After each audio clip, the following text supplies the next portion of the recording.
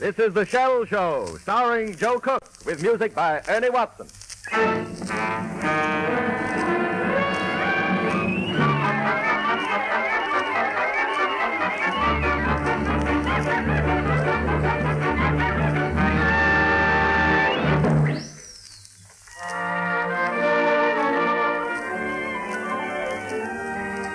Good evening. This is Joe Cook inviting you to draw up a chair, make yourself comfortable, and prepare to enjoy yourself. If you don't mind, I'll pull my chair right up next to you, and a lot of others will do the same.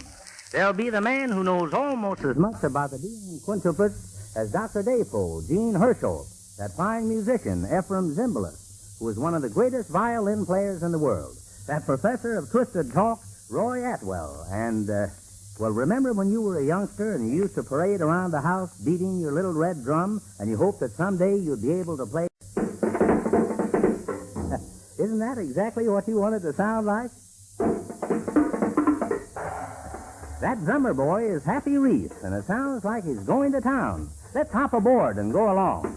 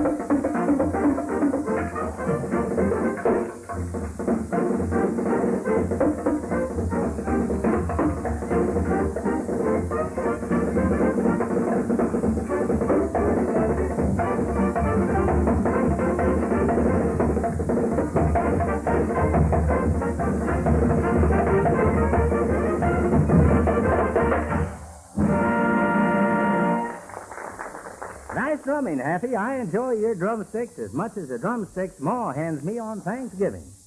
As I often say when nobody interrupts me on this subject, we all know what babies are.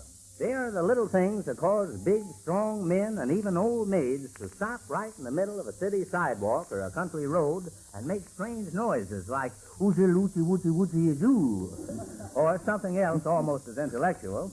But anyway, I hope everybody loves kids. For I remember my mother back in Evansville used to tell me, son, any man or woman who doesn't love kids can't be trusted. Joe, my mother in Denmark used to say something just like that to me. Well, I guess good people all over the world do, Gene. But nobody can ever say you don't love babies, not after seeing you with the Dion quintuplets in the movies, The Country Doctor, and Reunion.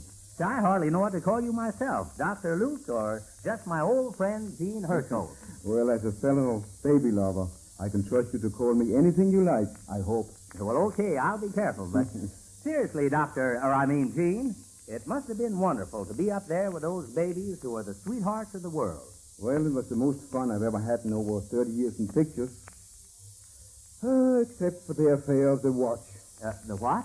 Well, Joe, it was like this. Uh-huh. I was being very nice, trying to make friends with the little people. Oh, they were very, very agreeable and finally got my watch. You know how such things happen, Joe. Yes, I certainly do. Well, the first thing I know, that watch cracked into several pieces against the side of their cement wading pool. I see. Then what did you say? Well, I couldn't think of anything to say that I really could say, you know. Not up there, so I just looked very sad, and what do you suppose it is? What? Well, the law laughed like five little kids having a lot of fun. They thought it was a great joke. Comedians, huh? Mm-hmm. Which one broke your watch? I couldn't tell them apart then. Well, did you ever learn to tell them apart? Yes, but frankly, it was a tough job. I finally worked out a system. A system? Mm-hmm. It worked like this. Mm-hmm. Are really a little different from the others, see? So I separated them into one bunch. Then I smiled at the other three. Now, Emily, confidentially and frankly, is my sweetheart, and she always comes to me when she sees me, see? So that makes three that I have. Yeah, but where do you go? One, see?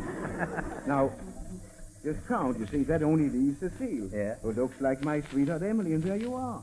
Say, that's a fine system if it works. Well, it did work. I only hope it'll still work when I go back to Calendar. Are you going to make another picture with the quints, Gene? Yes, we hope to make another one sometime soon. Say, Gene, do the little Dions recognize their given names and are called? Do they words in English? Yes, they a few words in English and quite a little French. That's their native tongue, you know. They know some French nursery rhymes, and they always say the Lord's Prayer in French every night. Well, they are a good little girl. You know, knowing all that French is pretty good since they aren't quite 3 years old. But, Gene, I know a little girl about that age who can speak a whole bunch of Chinese. Chinese? Why, you don't say. Well, that's Fishman. Of course, she's a little Chinese girl. Oh, I see. The Dion quintuplets taken all together seem to spell a gang of happy, normal children. Well, they certainly are, thanks to Dr. Defoe, the nursing staff, and the government officials. The quintuplets all over the world. And what are those 5 little Canadian and back will to everybody? Yes, people follow the fortunes of these babies, Joe. Fathers and mothers are helped by the reports of the scientific care given them. Childless couples take them to the hearts as some solace for the little ones. I guess that's true, Gene. And all kinds warm into calendars to see them. Yes, an average of about 6,000 tourists visit the quintuplets every... Say, Gene, does so much attention make them temperamental or irritable? No. There's a people. Well, that's a very good thing. The crowds would... Say, by the way, Gene, are they healthy? Oh, they're sprouting right up, Joe. Oh. They've grown almost 6 inches in the last year, and they weigh from 22 to 26 pounds. Hey, great, Gene. Say, tell me, what questions do people ask about them? Well, now, there are 2 questions that everybody asks in the fan mail to Dr. Defoe to mentally develop like any other children of their age. Okay, Gene. What are Both questions is a capital yes. Well, I'm glad to hear that, Gene. Hey, by the way, Well, confidentially, they are 5 little playmates. 1 minute they go and pull it the next. Say, who, Gene? Every bunch of kids has a leader. Well, I guess Annette is the leader, Joe, but Marie's the kind of a quiet girl who doesn't say much, but always get her own way, you know. But, by the way, Gene, what does skål mean? The word, Swedish word. Allerdom, allsidighed, or løbe, but I will translate that for you into English because I thought you'd be more interested here in English. In English, it means health, love, peace, many talents, very beautiful mission. Well, skål to you. 5 hearty skåls to those. You know, Gene, it's older than the Dions are now when I started pleading for a trip to Coney Island. Well, I really think the Dions are still a little too young for a trip like that. Yeah, well, my mother thought that about me, too.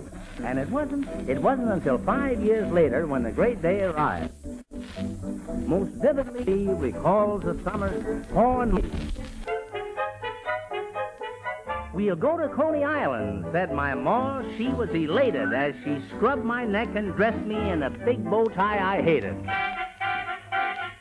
Then we got on a trolley car and started on our way. And soon arrived at Coney Isle, where everything was gay.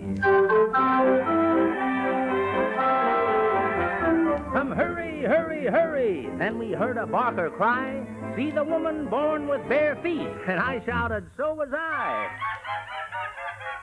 So Pa took out a $1 bill to see this freak so strange. He bought 3 10-cent tickets and got only 5 cents change.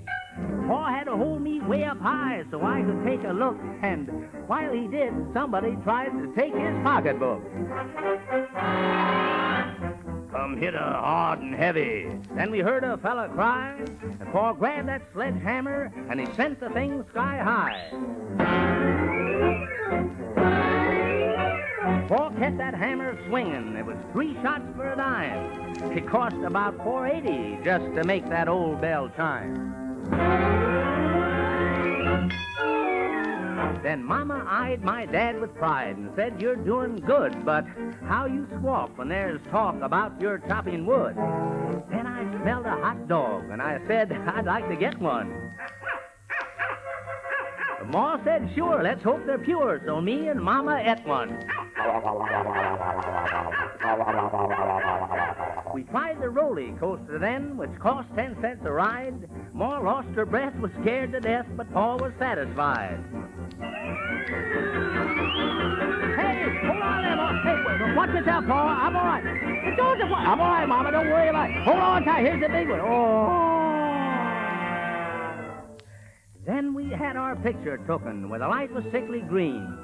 For the birdie I kept looking from our cardboard limousine.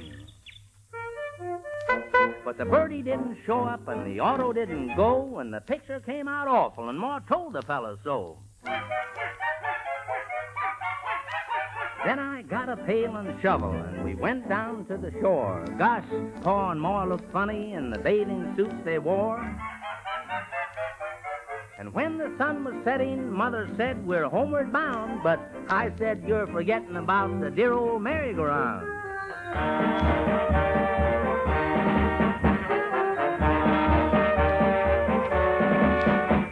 So I rode upon a lion and a tiger and a horse and even on an elephant and kangaroo, of course.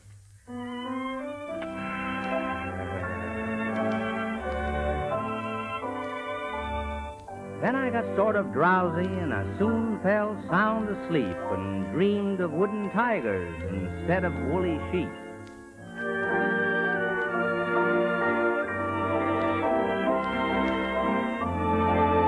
How often now I look back with a tear and wistful smile. Life can't repeat my first real treat, that day at Coney Isle.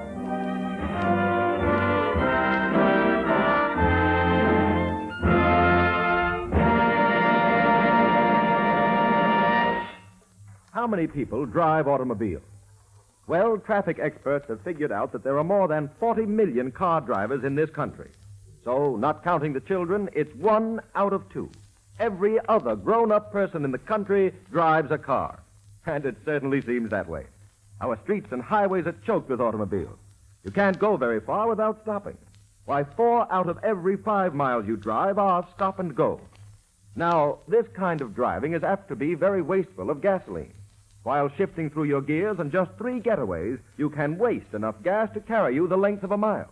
So it's not much wonder that you have to buy gas so often when you consider, on today's stop-and-go driving, you stop and start up again an average of 30 times a day. What you need is Super Shell. It's made by a special balancing process. This process actually rearranges the chemical structure of gasoline. It makes Super Shell digestible for your motor, just as cooking makes food digestible for you. And so, when you're starting, shifting, and accelerating, your motor gets the benefit of the tremendous energy that's packed into every drop.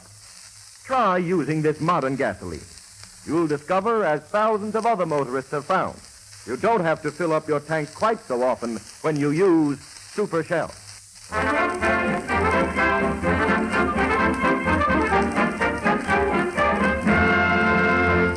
When I was a boy, I used to love to read, and I've never forgotten some of the stories. I'll always remember Edward Everett Hale's The Man Without a Country, Philip Nolan, and his misunderstood love for our flag.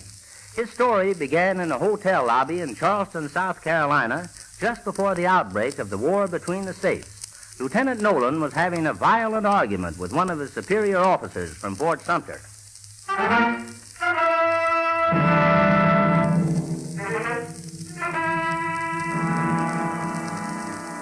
1860.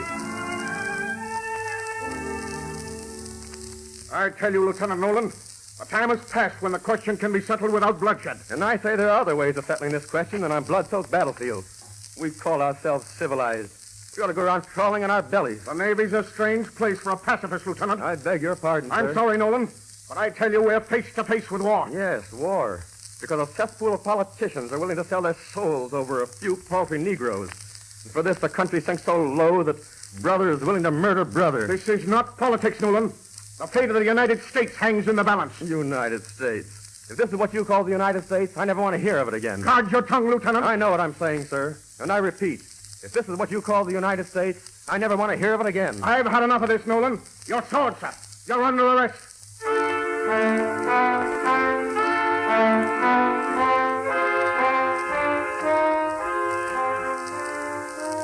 1 month later. Excuse me, Mr. Lincoln. The Secretary of War is waiting to see you. Tell Mr. Cameron to come right in. Well, what is it this time, Cameron? A disgraceful case, Mr. Lincoln. It concerns a Lieutenant Nolan, stationed at Fort Sumter. Here are the papers. Court-martial there. Yes, and found guilty. What is the offense? It seems Major Anderson was speaking with Nolan concerning the possible hostilities between the North and South when Nolan made a treasonable statement. What was the treasonable statement, Mr. Cameron? He said that he never wants to hear of the United States again. What do you recommend, Cameron? I recommend that he be shot. Shot, eh? I don't agree with you, Cameron. I find very little treason in words alone. Then what do you propose? You say Nolan declared he never wants to hear of the United States again. Very well. Let that be his punishment. I'm afraid I don't understand. Suspend Nolan from duty. Place him aboard some ship bound for a foreign port with orders that no one is to ever mention the United States in his presence. I believe the Carolina is about to sail. These are your orders? They are. After a few months, be sure to call the matter to my attention again. That is all, Cameron.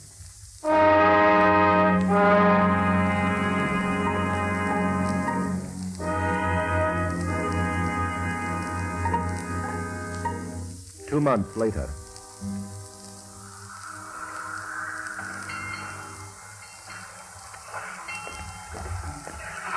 Crew all present or accounted for, sir. Very good. At ease, men. We have with us aboard the Carolina Lieutenant Philip Nolan, late of Fort Sumter. By orders of the Secretary of War, no member of this crew is to speak with Nolan except when absolutely necessary.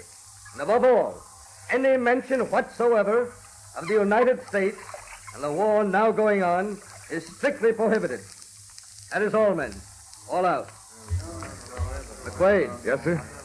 When we reach Rio, you may furnish Lieutenant Nolan with newspapers. But be absolutely certain that all items referring to the United States are first removed. Yes, sir. How long is this to continue, sir? My instructions from Washington read, until further orders.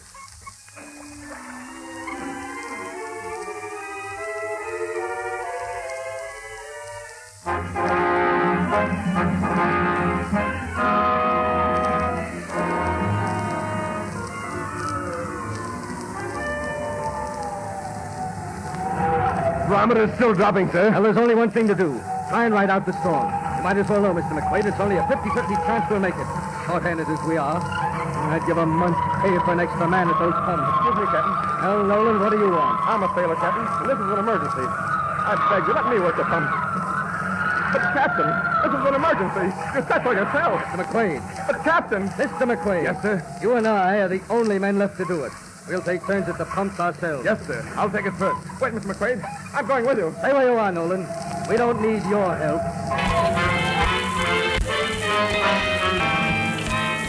2 more years have passed.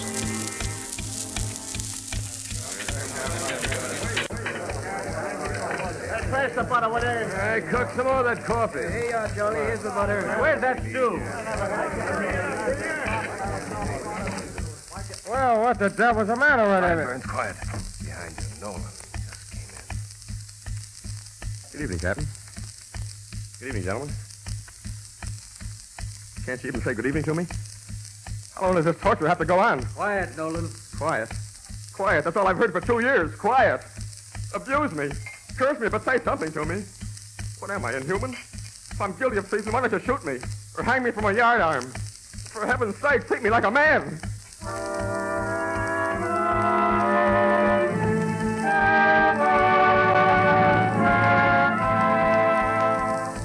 Another 3 years go by.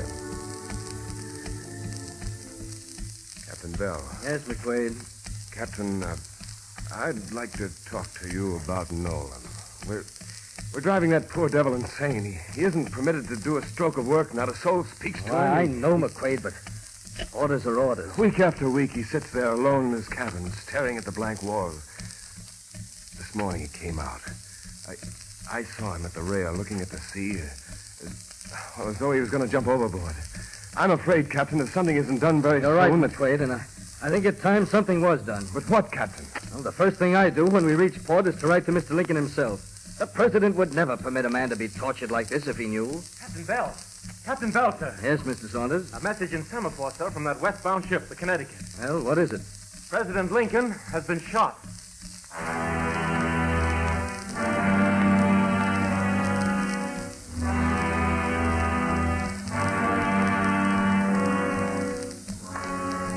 $1,883, 23 years later.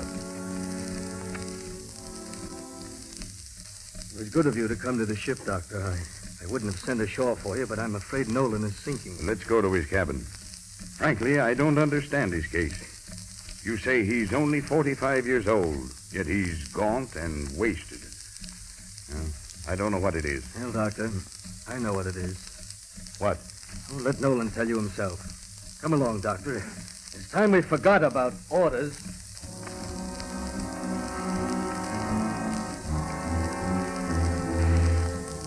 Yes, Nolan, yes, I understand. But don't talk anymore now. The strain, it might... I know, Doctor. But there's nothing anyone can do for me now. Year after year, always further and further away from home. Never a word of my country, my family. I said I never wanted to hear of the United States again, but now... Who has been responsible for this, Captain? Cameron was Secretary of War at the time. He resigned shortly after. I know President Lincoln never intended this punishment to last for more than a few months. But Cameron must have forgotten. In any event, Doctor, our instructions always read, until further orders. Captain, Yes, Nolan. where are we? In Calcutta Harbor, India. India. Captain, it's getting dark in here.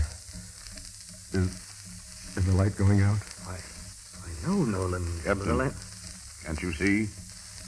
There's no more oil in the lamp. No more. Oh, yes. Yes. Captain, I beg you. What of my country?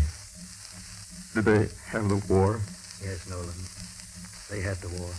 Many years ago. Well, what happened? Out of that war emerged the greatest union the world has ever known. One country, one purpose, one flag. One flag. Captain, Yes. may I ask just one last favor? Anything, Lieutenant Nolan. Do you suppose they'd mind if I touched the flag just once before I died?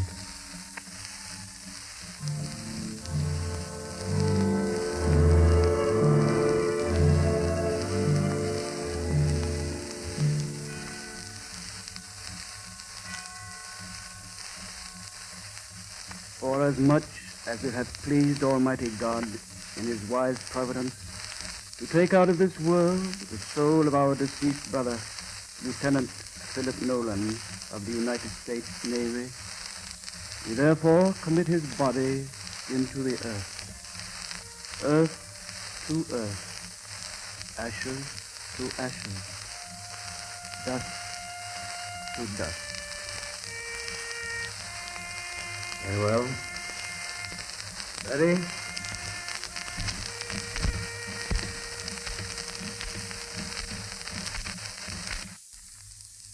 The Shell Show continues in just a moment.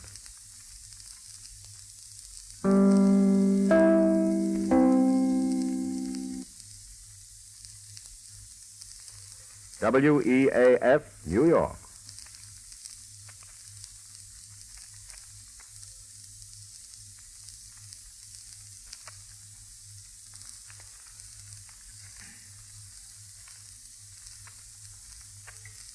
Here again is Joe Cook.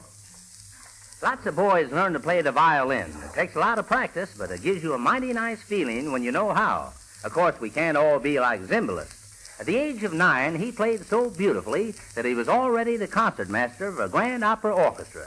This boy is grown up, and today his name, EFREM ZIMBALIST, means great violin music. EFREM ZIMBALIST is now going to play a composition that only a great violinist can hope to play well. Zarazatta's Introduction and Tarantella.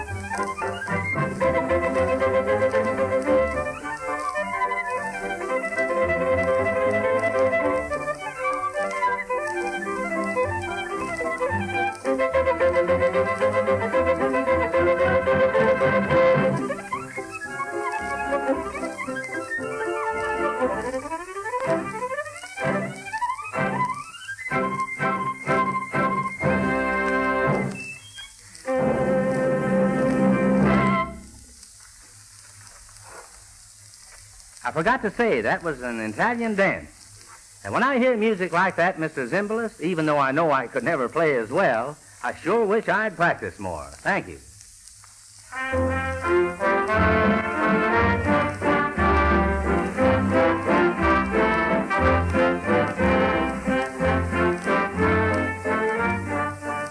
A three-ring circus always used to provide a perplexing problem to me because I could never make up my mind which ring to watch, and I didn't want to miss anything. But the problem was solved the minute I saw Frank Reckless, the daring young man on the flying trapeze. From the moment he started until he was completely through with his death-defying stunt, he had all my attention. So you see, Frank, I concentrated on you. Thanks, you.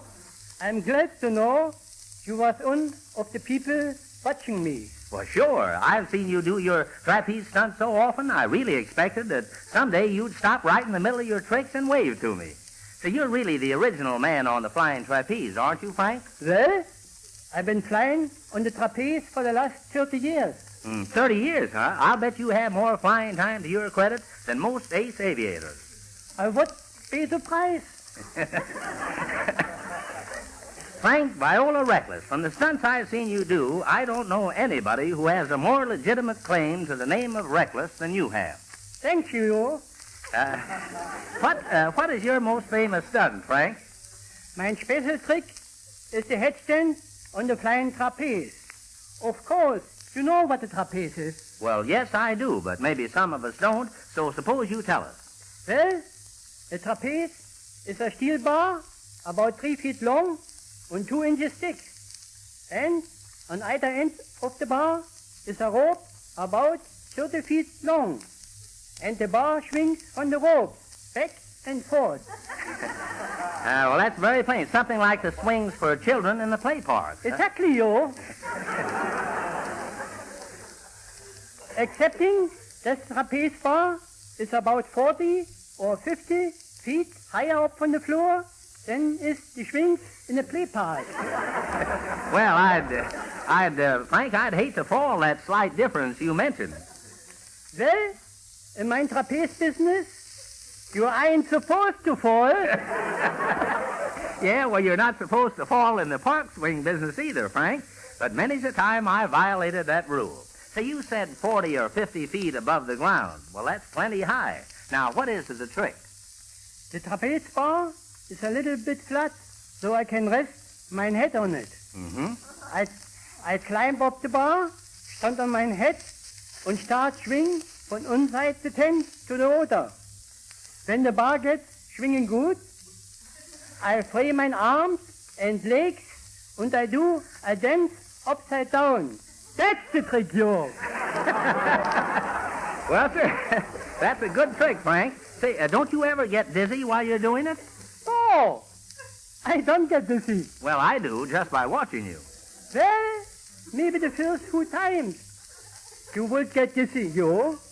But after you get used to it, you wouldn't be dizzy. Yeah, I know I wouldn't. I'd be in the hospital. That happens to the best of trapeze men, you. I just came out of the hospital. You did? Well, what happened, Frank? All I remember is I went over the top of the bar. Next, I remember I hit the floor.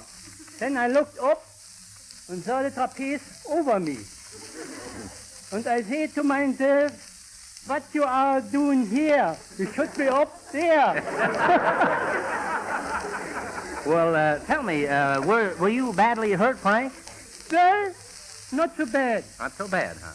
I broke my hip and my nose and a few small things. Oh? Yes? And I had to spend 8 months in the hospital. That's all. Oh, that's all, huh? Say, it's lucky it wasn't a bad fall. But now I'm walking again without a little support from a brace. And I'm practicing to get back to work soon. You know, nothing bothers us actors. You're right, Frank. But didn't your accident throw some fear into you about climbing way up on that trapeze and standing on your head? Not at all, you. I want to go back on the bar. Anyhow, everybody told me I'm better on my head than on my feet. You know, some people have told me the same thing, Frank. Now, how does the world look to you when you're way up in the air? Upside down, Joe. 66 to you become 99 to me. And I suppose what's topsy-turvy to me is turvy-topsy to you. That's right, Joe. Say, isn't your family opposed to your doing such reckless work? No, Joe. You see, my Familie ist der Akt. Oh, yeah. My wife and daughter, I mean my kid, Yes? work with me in it. Oh, I see. Well, that removes all possibility of family objection. Now I have a little treat for you, Frank. How would you like to go to the circus with me someday? I'd love that, Joe. I'm crazy about the circus. I like to see that fella that dives in the water. Uh-huh. He gets so much nerve. I don't know how he does it. And I don't see how you do it. Well, Frank, I hope you'll be back on that trapeze bar soon, because I'm looking forward to watching you. Thanking you. Thank you, Frank. Thanking you very Thank you very much.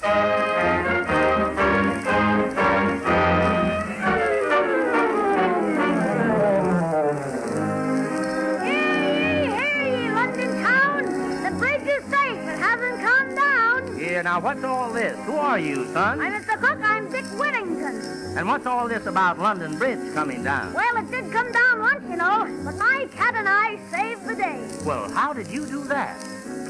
When I was a lad in London town, without excuse, the bridge fell down. The day was clear and the sky was bright. The moon had appeared the previous night. Oh, the cows moo-moo, and the horses neigh, and the hens cluck-cluck, and the donkeys bray.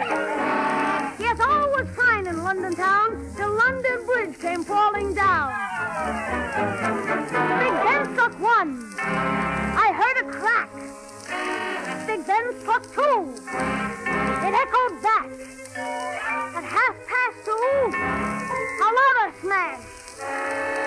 At 3 o'clock, the final crash. Bell bang bang as the guards came out, and the swords clang clang as they marched about. Oh, what a day in London town! That awful day the bridge fell down.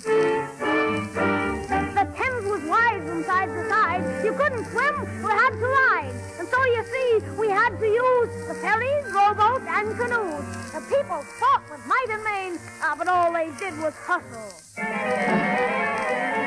The strain was not upon their brains, but only on their muscles.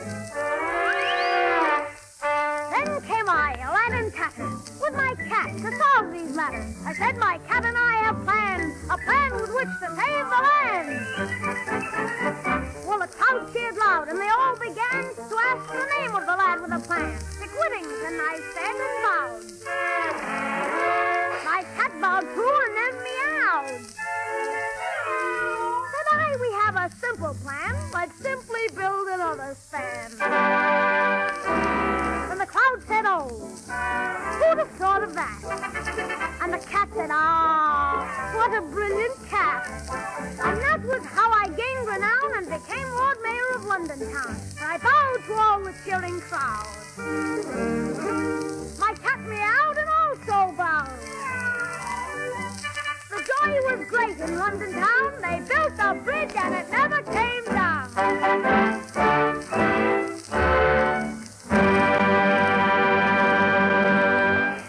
Almost everybody likes roast lamb, especially when served with mint jelly. But you're always careful your roast lamb is properly done. Then it's both healthful and delicious. See, how it's cooked makes all the difference. Well, now it's a good bit like that with gasoline. How it's prepared determines how well your motor can digest it, especially when you're starting and accelerating. With some gasolines, you can waste enough getting going after just 3 stops to carry you a whole mile. And starting and accelerating is what you're doing practically all the time nowadays. Why, 4 out of every 5 miles you drive are stop and go. But now you can cut down this waste of gasoline on stop and go driving. Shell engineers have worked out a way to balance gasoline. Their special balancing process does to gasoline what cooking does to food. It actually rearranges its chemical structure so that Super Shell is thoroughly digestible in your motor at all times. Whether you're starting, accelerating, or driving along, you get the full benefit of its high energy content. There's less waste, so of course it goes farther. But see for yourself. After this, when you need gas, get Super Shell.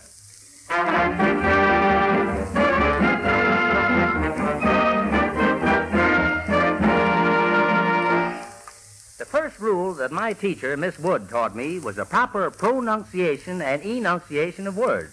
And I always find that a good rule to follow. Am I right about that, sir? Joe, you know, there are always rules to any exception. There are always exceptions to any rule.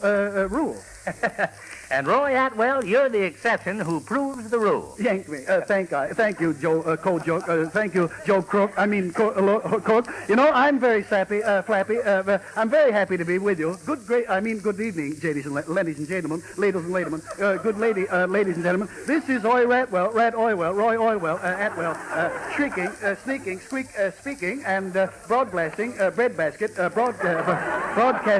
broadcasting on a coast-to-coast cook-up, Joe Cook-up, a hookup, and that reminds me, you know, I've had so many lovely little goats written me, written me, and so many of the great unseen audience have also written you asking he if I would bring along your book. They've written her asking we if she would bring along him book. No, they've written me asking I if you would bring along their book. Oh, well, I've got the book here, you know, he's talking about it, and what, you know, they were asking me if I would bring along my book so I could read them a deadpan story. A bedtime, I'm sorry, that's my first real mistake this evening, and for the sake of those dear little children, we'll all please listen very carefully, folks, I will endeavor to read you the story of Hiding Red Little Gooding Ride Sliding Head Gooding, Little Old Heidelberg. Let it go. Let it go. Once upon a time, Poodle Ride Lidingwell, Riding Head. Anyway, this darling little girl started out through the forest to take her grandbrother, two chickens for her garage. Because she loved her grandmother very dearly, yes. And her grandmother was very ill and lived on the other side of a forest entirely surrounded by trees. And you see, so she started out through the forest, and when she reached her grandbrother's home, she knocked on the door, and the grandbrother said, "Come in, my dear. I've just been eaten by a bee. A wolf in bee's clothing. Well, a sheep in somebody's clothing, doesn't matter." So little Jack Little,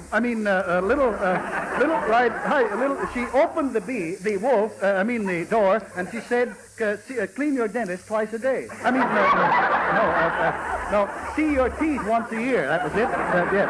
To which the bee in the granny's nightgown, the wolf in the granny's fright gown. Well, Granny looked a fright in her nightgown. No, she didn't. She looked all right. And she replied. The wolf replied, said, "What beautiful ears you have!" And this frightened the little girl, and she screamed. And the scream was heard by two woodpeckers, wood choppers, who were out in the woods, flopping down the bees. Chopping down the cheese. Dropping down the trees. And they had their guns, you see, the wood choppers had their guns in their hands, all ready to shoot the wolf. And the little girl stopped them by saying that well-known old historical saying, Wait, don't fry till you see the whites of their eggs. No. Well, anyway, those famous words were chosen. They were spoken by Napoleon Bonaparte at the bottle of Bay rum. Yeah, no. No, it was George Washington. Remember, Joe, when George Crossington washed the Delaware River? The Delaware Lackawanna, the Delaware and Hudson. Yes, you remember that. And little George, when he was a very small boy, his father discovered the cherry pie had been cut up. You remember? Yes? No. Yeah, and his father, well, he was a father. Well, no, he was. And his father asked him, "George, did you do? Well, anyway, and George, George said, "Father, I cannot let it lie. I did it with my little hatchet. I snitched it. I hashed it with my little dip. Well, anyway, we know what he said, yes, and we know that. And he grew up. He grew up. He grew up, and that is the reason. Now, in February, very soon, we celebrate that George Burthington's wash day. Yes, and I could go on and on telling you stories by the hour. Oh, by the hour, yes. But I really want to listen to a wonderful quartet. Yes, the Lavaliers. The Cavaliers. Yes, they are going to sing. They're going to sing. No, they won't sing. No, they're going to sing. Yes, and Joe, I can't sing. For shaving.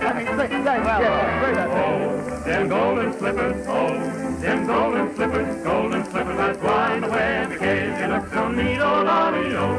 Them golden slippers, them golden slippers, that's why the way to walk the golden street.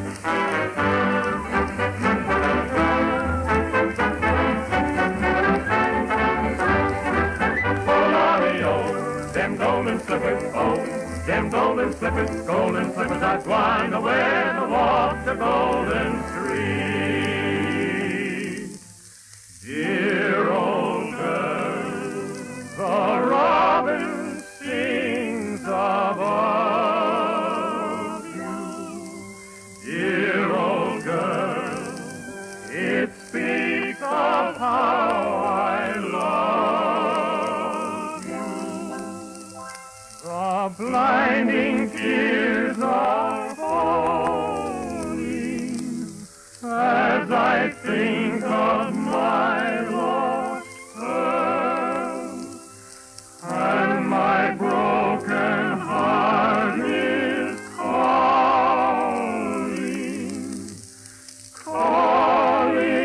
for you. Dear old girl, dear old girl.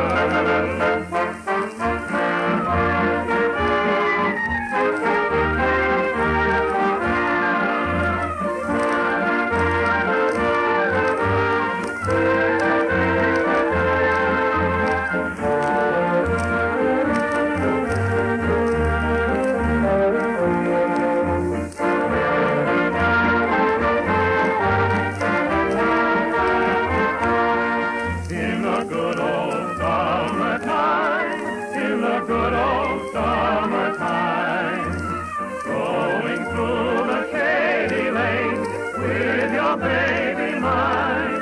You hold her hand and she holds yours, and that's a very good sign that she's your tootsie wootsie in the good old summertime. We were sailing along on Moonlight Bay. We could hear the voices ringing. They seemed to say, you have stolen her heart. Now don't go away. As we sang love's old sweet song on Moonlight Bay, Moonlight Bay.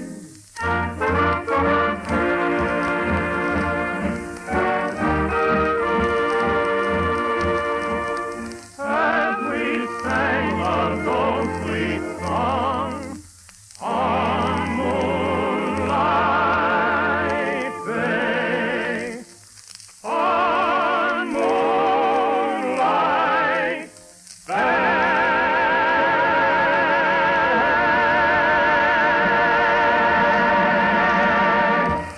Say, Joe Cook, why don't you cheer up? Why, you look like you're trying to tie your shoelace with your chin.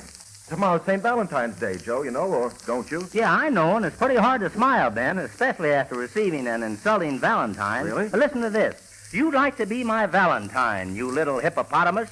So as you can't answer you'll be mine, I'll sign this poem anonymous. unquote. Well, that's very funny, Joe. Well, I'm glad you like it because it's for you. Here, I opened it by mistake. Well, on second thought, I don't think it's so funny. Oh, you don't, huh? I think it's very insulting. Yeah, well, that's right, Ben. Whoever sent that ought to apologize to the hippopotamus. Well, you're very sympathetic, Joe. Well, I'm very fond of animals, Ben. When I was a little fellow... You still are. Well, when I was a littler fellow, as we Italians say, I had a pet monkey named Leo that used to ride me to school on his bicycle. I used to sit on the handlebars, and he'd pedal away like the dickens. I don't believe it. You don't? Well, you can ask the monkey. Well, monkeys can't talk. Oh, well, Leo could. We're not very good, though. Oh, Of course, he couldn't say words like Constantinople or anti-disestablishmentarianism. But he could say, how do you do, Ben? I'd like to give you a kiss. Why, Joe, you'll never see me kissing a monkey. Yeah, that's right, Ben. Put the lights out. That's what I used to do.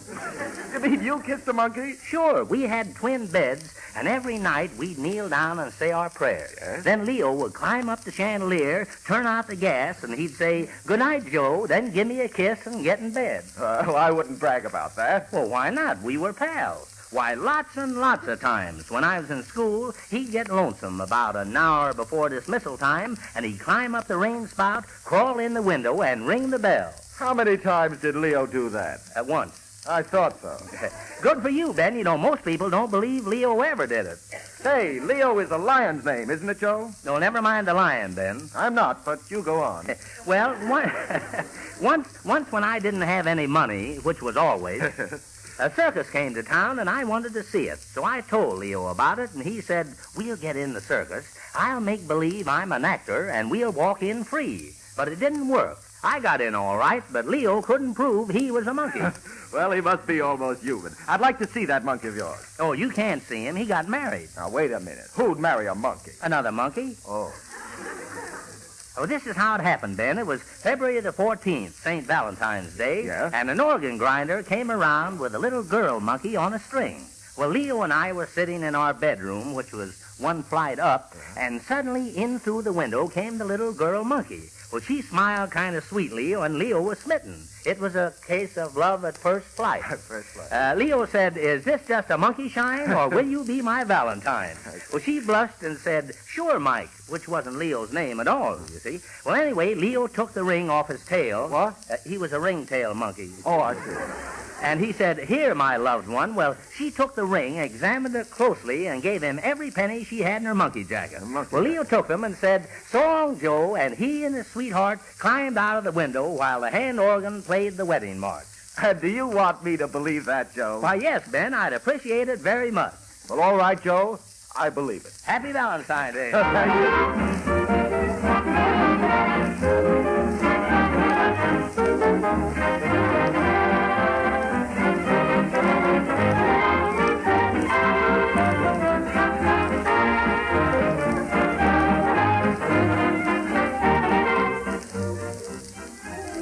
There's a well-known traffic expert who lives in Scarsdale, a suburb of New York City.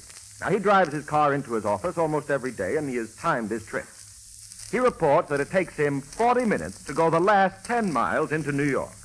Now, you probably can match this with an experience of your own with stop-and-go driving. Almost every community in the country has its traffic troubles nowadays.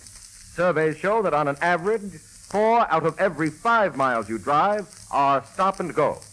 Now, all this starting and accelerating fairly devours your gasoline. You can actually waste enough gas on just 3 quick getaways to carry you a solid mile. To check this waste, Shell engineers found a way to balance gasoline. Their special balancing process actually rearranges the chemical structure of gasoline. It makes Super Shell digestible for your engine just as cooking makes food digestible for you. Your motor can really get the good out of Super Shell. And at all times, when you're starting, shifting, and accelerating, as well as when you're driving steadily. There's one of those friendly Shell stations in your neighborhood. Stop there the next time you buy gas. You'll cut the cost of your stop-and-go driving.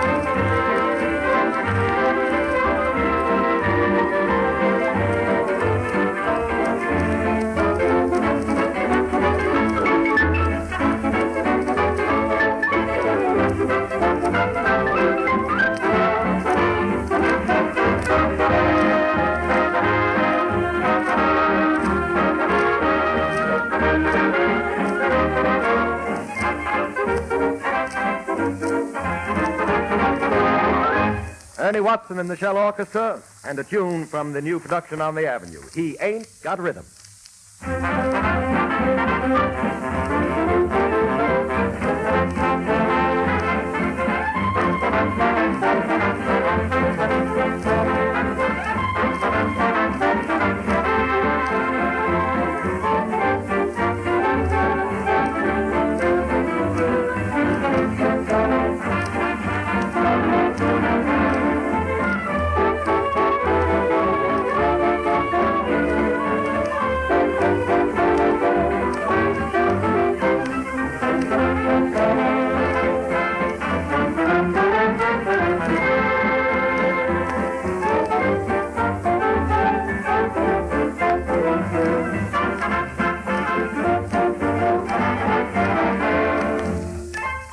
As usual, Joe Cook has come up with another group of entertaining people for next Saturday's gathering.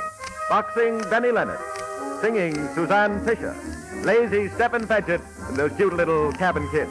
So drop in on us. You'll like the show. This is Ben Grauer speaking and saying good night.